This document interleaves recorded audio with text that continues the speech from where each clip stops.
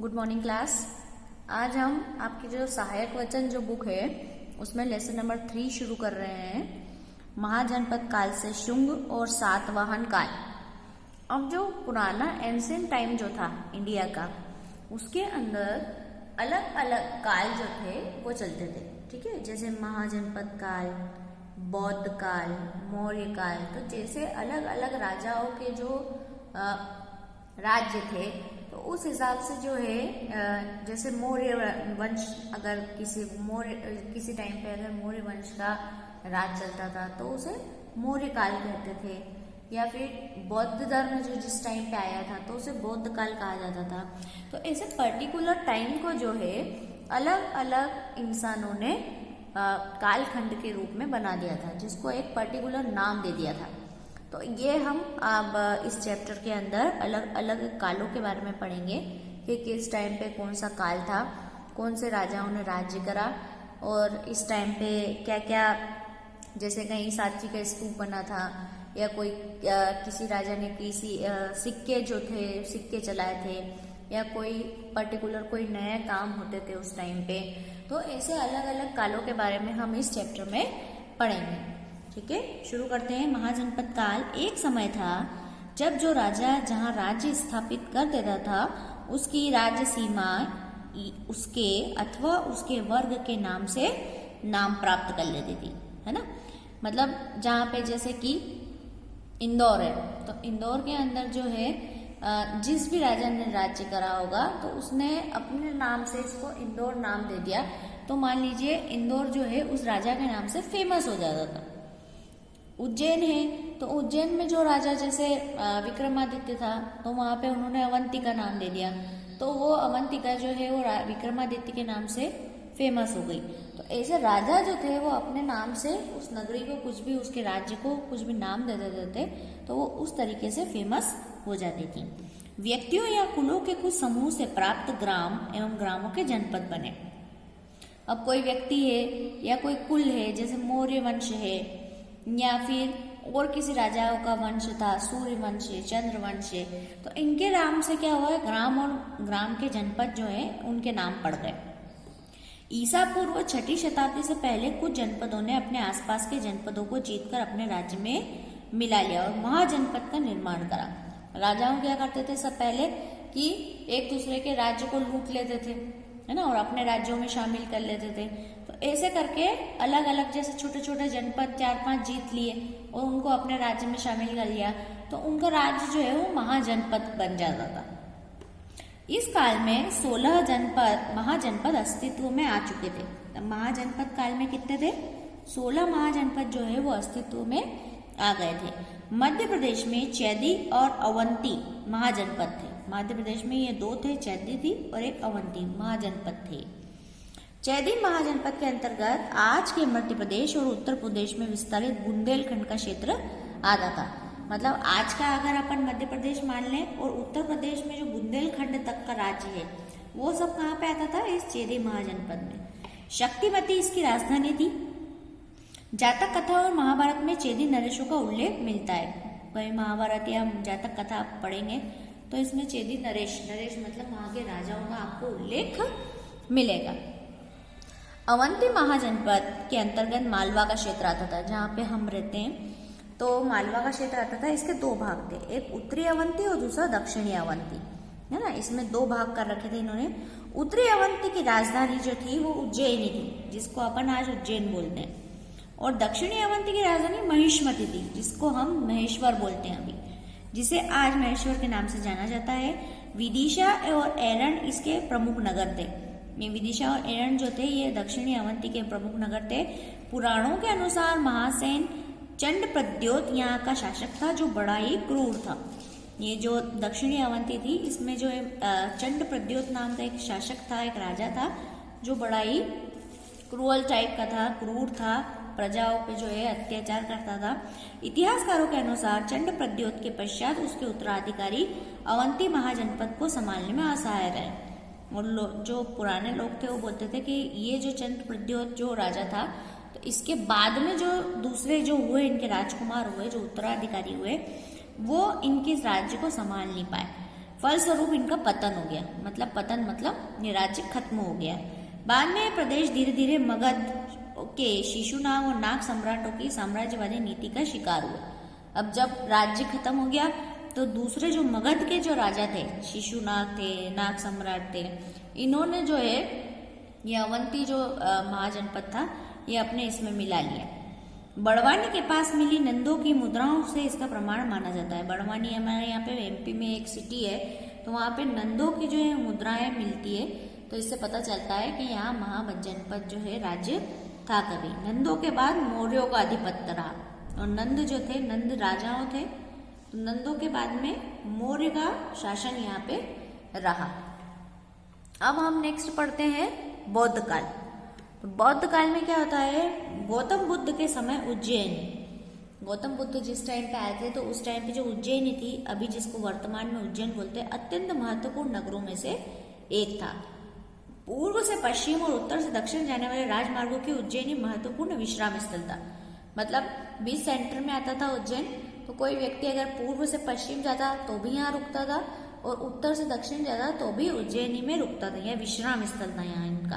विश्राम स्थल मतलब आराम करने का स्थल था। जो एक मार्ग पाटलिपुत्र से साकेत, अयोध्या, कौशंबी, विदिशा, महेशमती से होता हुआ उज्जैन को आता था। ये मार्ग था पाटलिपुत्र से लेके यहाँ तक। पाटलिपुत्र अभी जिसको पटना बोलते हैं ना, बिहार में जो है, तो ये अयोध्या, कौशंबी, विदिशा, महेशमती मतलब महेश्वर से होता हुआ उज्जैन आता था। और दूसरा दक्षिण में गोदावरी पर स्थित प्रतिष्ठान तक जाता था। मतलब दूसरा मार्ग जो था वो गोदावरी के यहाँ से प्रतिष्ठान तक जाता था।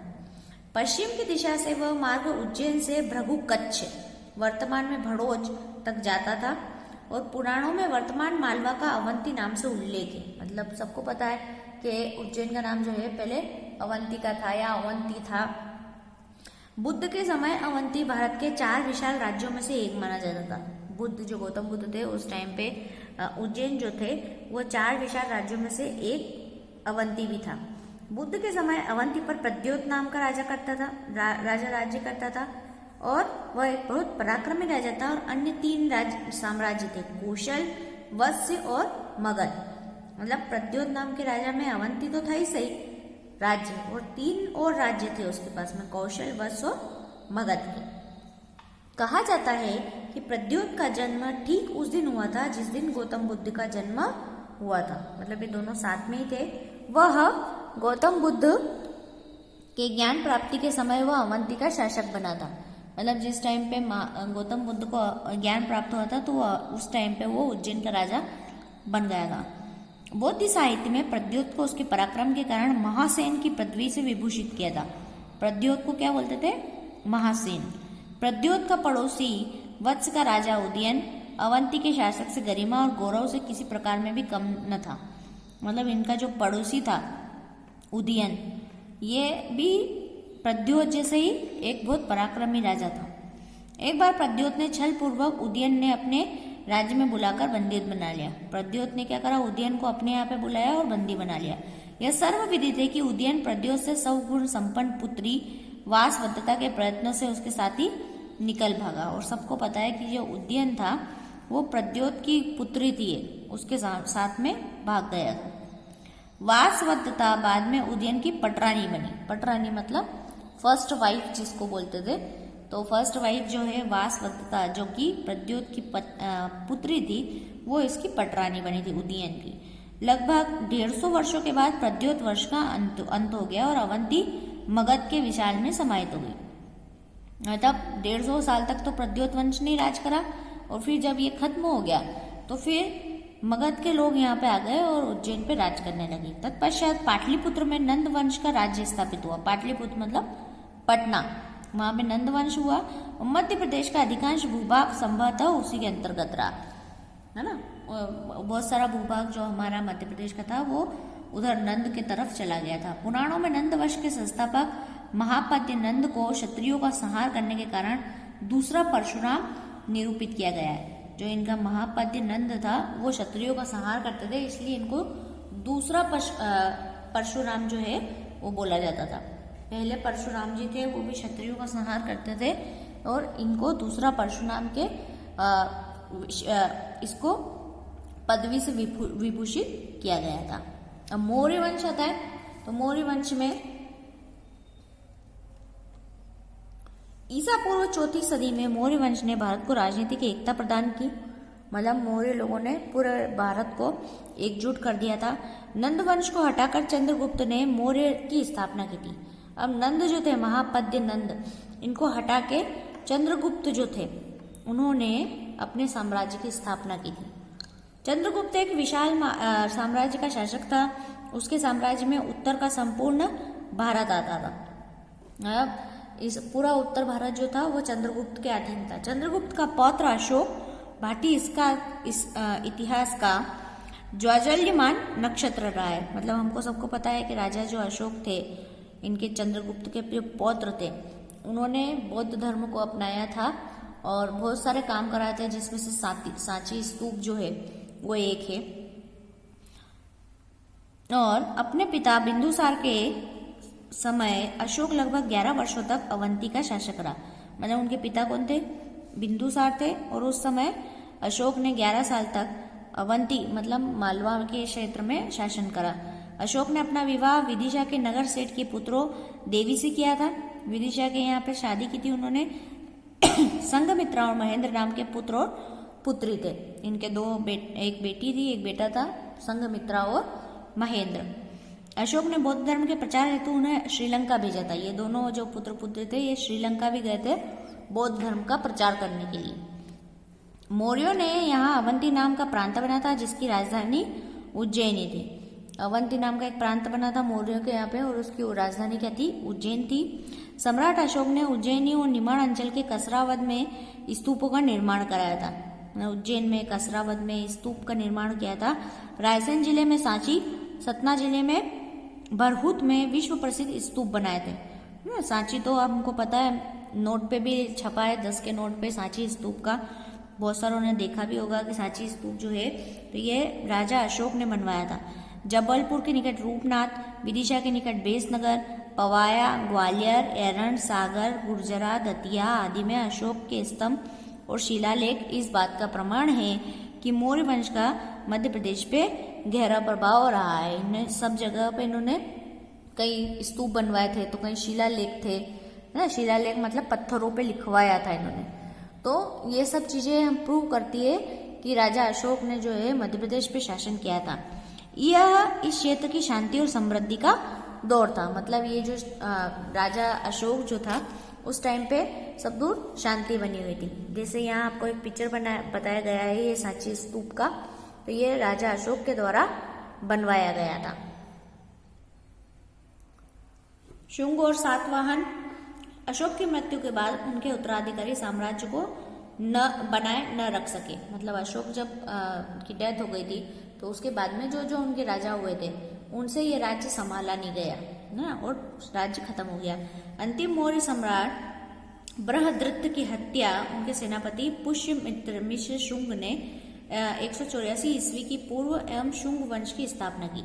मतलब जो अशोक राजा के जो उत्तराधिकारी थे बृहद्रथ, इनकी हत्या इनके सेनापति ने कर दी थी और शुंग राज्य की स्थापना, वंश की स्थापना कर दी थी। इस प्रकार मौर्य साम्राज्य का अंत पुष्यमित्र शुंग ने किया था। मतलब मौर्य को खत्म किसने किया था? पुष्यमित्र शुंग ने। पुष्यमित्र का पुत्र अग्निमित्र विदिशा में रहकर अपने साम्राज्य का शासन करता रहा एवं विंध्य प्रदेश में बरहुत के शिलालेख में शुंग वंश का उल्लेख पाया गया है, जिनसे प्रमाणित होता है कि यह क्षेत्र उनके साम्राज्य के अंतर्गत आते थे। जो विंध्य पर्वत है वहाँ पे बहुत सारे जो शिलालेख है वहाँ पे शुंग राज्य का, शुंग वंश का जो है उल्लेख मिलता है। तो पता चलता है कि हाँ यहाँ पे शुंग लोगों ने भी साम्राज्य किया था। कालिदास की रचना मालवी का अग्निमित्र के अनुसार शुंग वैम्बिक वंश के थे। कालिदास जी ने जो इनकी मालवी का अग्निमित्र नाम की एक बुक लिखी थी उसके अंदर बताया था कि जो शुंग थे वैम्बिक वंश के थे। बोधायन स्रोत सूत के अनुसार वैम्बिक कश्यप गोत्रीय ब्राह्मण थे एवं हरिवंश पुराण से इनकी पुष्टि होती है। और ये कौन थे? वैम्बिक जो होते हैं ये गोत्रीय ब्राह्मण होते हैं, और हरिवंश पुराण से हमको पता चलता है कि ये ब्राह्मण होते हैं। हर्षचरित के अनुसार पुष्यमित्र शुंग का ब्राह्मण राजा था उसके सांची स्तूप का आकार बढ़ाया और वेदिका स्थापित करी। और हर्षचरित जो एक बुक लिखी थी कालिदास जी ने, उनके अनुसार जो ये शुंग जो राजा था, ये ब्राह्मण राजा था, और इन्होंने सांची का जो स्तूप जो अशोक के द्वारा बनाया गया था, इसका आकार उन्होंने बढ़ाया था। इस समय बहबूत के स्तूप की 4 दीवारी और तोरण का निर्माण भी शुंग राजा ने जो है वो किया था। शुंगों के बाद में दक्षिण से सातवाहन वंश ने मालवा में प्रवेश करा। अब ये जो नया वंश आया था सातवाहन, सातवाहनों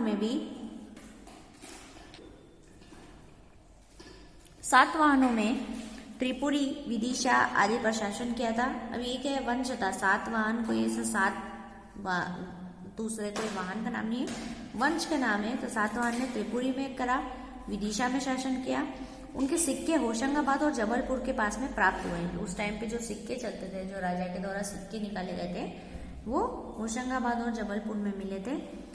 पुलुवामा में नासिक गुफा के अभिलेख में अवंती और महेशमती क्षेत्र, विंध्य एवं सतपुड़ा आदि स्थानों का उल्लेख सातवाहन साम्राज्य के अंतर्गत किया गया है, जिससे प्रमाणित होता है कि नर्मदा तक क्षेत्र सातवाहनों के प्रभावों में था। अब नागवंश आता है। तो नागवंश जो है ग्वालियर के आसपास के ऐतिहासिक नगर पद्मावती, जो कि आज पवाया के नाम से प्रसिद्ध है, यह 1ली शताब्दी ईस्वी के नागवंशीय राजाओं की राजधानी थी। जो आज पवाया सिटी है, ये पहले नागवंश की राजधानी थी। पवाया में 9 नाग राजाओं द्वारा राज्य का उल्लेख मिलता है। उनके समय अनेक सिक्के प्राप्त हुए हैं। ग्वालियर एवं पश्चिम बुंदेलखंड का अधिकांश भाग इनके राज्य के अंतर्गत आता था, है ना। ग्वालियर और पश्चिम बुंदेलखंड जो था ये नागवंश के अंतर्गत आता था। पुराणों में विदिशा में भी 9 शताब्दियों तक नाग राजाओं द्वारा राज करने का उल्लेख है। 9 राजा मतलब 9 शताब्दी मतलब शत मतलब होता है 10 साल। तो 10 साल मतलब 90 साल तक जो है नाग राजाओं ने ही उन विदिशा पर शासन किया था। अब नेक्स्ट जो लास्ट पैराग्राफ है, शक और कार्दमक। अब ये भी राजाओं के वंश थे। शहराता वंश के शक क्षत्र 2वीं शताब्दी ईस्वी में मालवा, गुजरात, काठियावाड़ आदि पश्चिमी क्षेत्रों में शक्ति हथिया बैठे थे, परंतु सातवाहन वंश के गौतमी पुत्र सातकर्णी ने शकों की शक्ति का दमन किया था। जो पहले तो ये जो ये शहराता वंश थे, ये शक वंश थे। तो इन्होंने मालवा, गुजरात और काठियावाड़ तक जो अपनी शक्ति फैला दी थी, परंतु ये जो सातवाहन वंश के जो गौतमी पुत्र थे सातकर्णी, इन्होंने इनको हरा दिया था। शतकों की दूसरी शाखा का नाम कादरमक था, जिनकी राजधानी उज्जैन थी।